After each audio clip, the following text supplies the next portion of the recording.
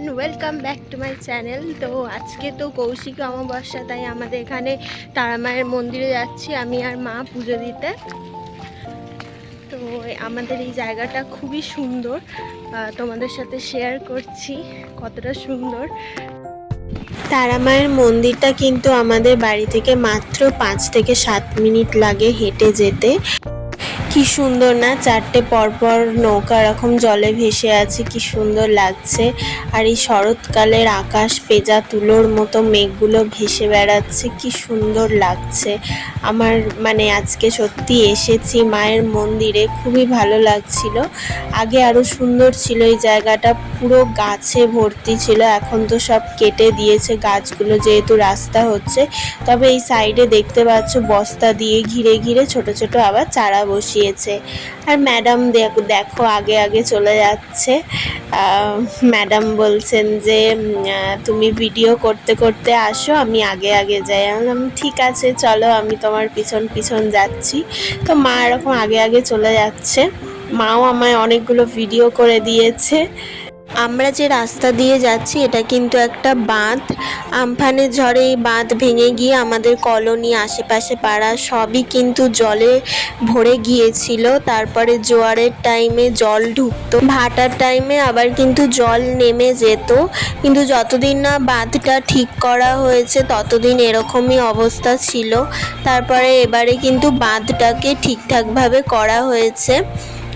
তো কথা বলতে বলতে দেখো মন্দিরের সামনে চলেই এসেছি, মায়ের মন্দিরে। তো সকাল থেকেই ভোরের দিক থেকে, যখন থেকে মন্দির খোলা হয়েছে তখন থেকেই কিন্তু প্রচুর ভিড় হচ্ছে মন্দিরে, কারণ আজকে কিন্তু কৌশিকী অমাবস্যা। তো আমরাও পুজো দিতে এসেছি মায়ের কাছে। এখানে এসে দেখলাম যে অনেকে মায়ের কাছে অঞ্জলি দিচ্ছে, পুজো দিচ্ছে। তো আমরা একটু ওয়েট করছিলাম, কারণ আগে যারা এসেছে তাদের অঞ্জলি দেওয়া হয়ে যাওয়ার পর আমরা তারপরে অঞ্জলি দেব।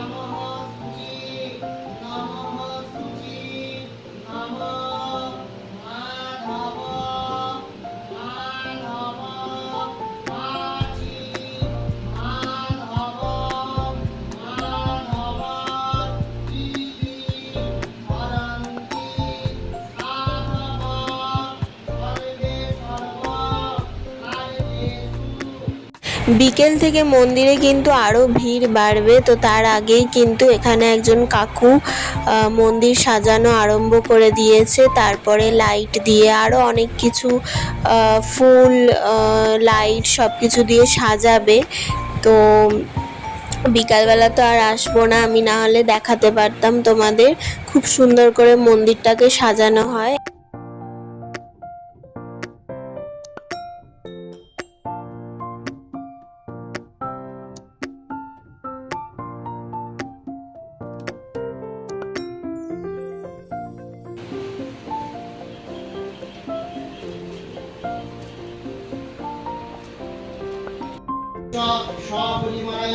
শান্তি কামনার্থে, সকল শত্রু বিনাশার্থে, সকল বাধা বিঘ্ন নাশ কামনার্থে, ধর্ম অর্থ কাম মোক্ষ চতুর্বর্গ শান্তি মনস্কামনার্থে, উন্নতি বাড়বে ইদং মিষ্টান্ন উগ্র তারা হয়ে পূজামহং সংকল্প পারমং করিষ্যামি। নমঃ রত্বালিন বদং দেবী মহামায়া ত্রিলোচনা সর্বালঙ্কার ভূষাঢ্যা মহানীল প্রভাং পরাম পদ্যং পাশং দক্ষিণিকা वामेन्द्री परमूर्धतः दधातं च स्वगन्धेभ्यः भावयत्साधुकोद्यमं इदं मिष्टान्नं उग्रतारावै पूजामहं संकल्पपर्वं करिष्यामि। कृष्णपक्षे अमावास्या तिथिपरेभ्यः गौतम मण्डले शान्तिलोकोत्तरस्य सपरिवाराय शान्ति कामनार्थे, সকল শত্রু বিনাশার্থে, সকল বাধা বিঘ্ন নাশ কামনার্থে, ধর্ম অর্থ কাম মোক্ষ চতুর্বর্গ শান্তি মনস্কামনার্থে, উন্নতি সাধনে ইদং মিষ্টান্নং কুলধারা হই পূজামহং সংকল্প পারমং করিষ্যামি। ভগবৎ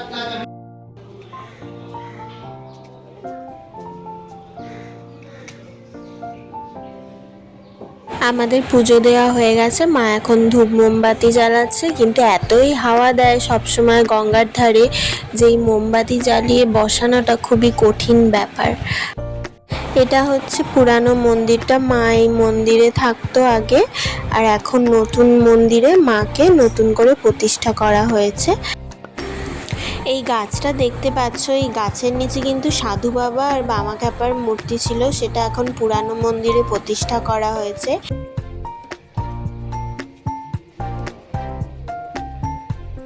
তো এটা হচ্ছে শিব মন্দির। শিব মন্দিরটাও আগে পুরানো মানে টালির চালের মন্দির ছিল প্রত্যেকটাই, কিন্তু এখন কিন্তু নতুন করে অনেক সুন্দর করেছে মন্দিরগুলো, দেখলেই মন ভরে যাবে। এখানে মা তারা কিন্তু খুবই জাগ্রত, মা না চাইলে কিন্তু মন্দিরে যাওয়া যায় না, আর একবার যদি যাওয়া যায় দুঃখ কষ্ট সব ভুলে যাবে, মন ভালো হয়ে যাবে। এটা আমি নিজে ফিল করেছি।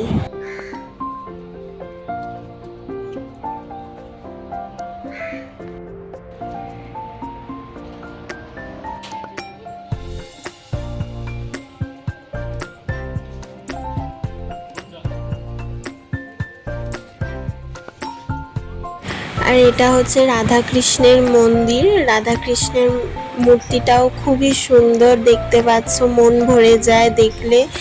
আর মন্দিরের পাশ দিয়েই দেখতে পাচ্ছ পুরো নদী। আর আমি ছোটবেলায় আসতাম বাবার সাথে, বাবা যখন মর্নিং ওয়াক করতে আসতো রোজ, এখনও আসে, তো যখনই মন খারাপ লাগতো এখানে এসে বসে থাকতাম, মানে পুরো মন ভালো হয়ে যেত, মাইন্ডটাই ফ্রেশ হয়ে যেত, ভীষণ ভালো লাগতো এখানে আসতে আমার সকালবেলা করে। আর ভোরের বেলার পরিবেশটাই অন্যরকম এখানে। তো আমি দেখো এখানে একটু নদীর পাড়ে এসেছি, ওদিকে সবাই স্নান করছে অমাবস্যা তিথি বলে। শুধু অমাবস্যা তিথি না, অনেকে রোজই স্নান করেন এখানে। তো এখন দেখো আমি আর মা আবার চলে যাচ্ছি, কারণ প্রচণ্ড রোদ, মানে থাকতে পারা যাচ্ছে না। আবার খালি পায়ে গিয়েছি, পায়ে ভীষণ ইট এগুলো ফুটছে, তো আমরা আস্তে আস্তে চলে আসছি আবার।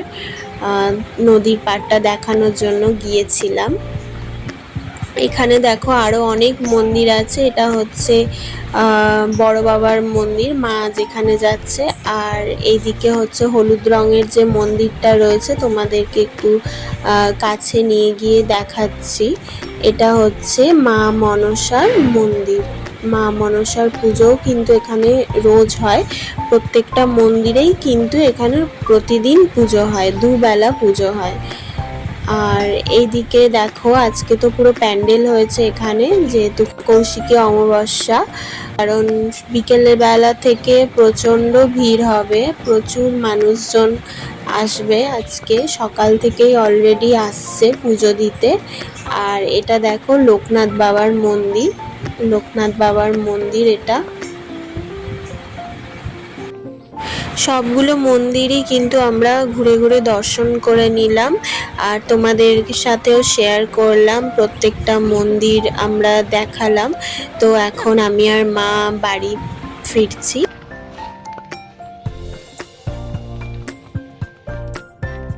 এখানে অনেক ডিঙি নৌকো আছে, যেগুলো ভোরের বেলা করে মাছ ধরতে বের হয়। তো বাবা যখন মর্নিং ওয়াকে আসে মাঝের মধ্যে এখান থেকে জ্যান্ত মাছ কিনে নিয়ে যায়, একদম ফ্রেশ মাছ। তো অনেকেই কেনে, যারা মর্নিং ওয়াক করতে আসে তারা অনেকেই মাছ কেনে এখান থেকে, কিন্তু খুব ভালো মাছগুলো, একদম ফ্রেশ। আর এটা হচ্ছে কয়লা পুকুর, আগে দেখিয়েছি তোমাদের, এখানে প্রচুর মাছ পাওয়া যায়।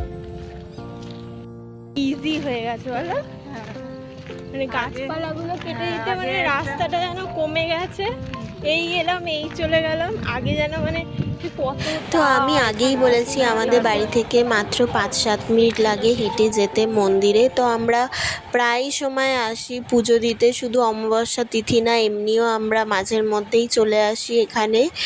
বোনও আসে আমার। তো দেখো আমি কথা বলতে বলতে বাড়িও চলে এসেছি এখন।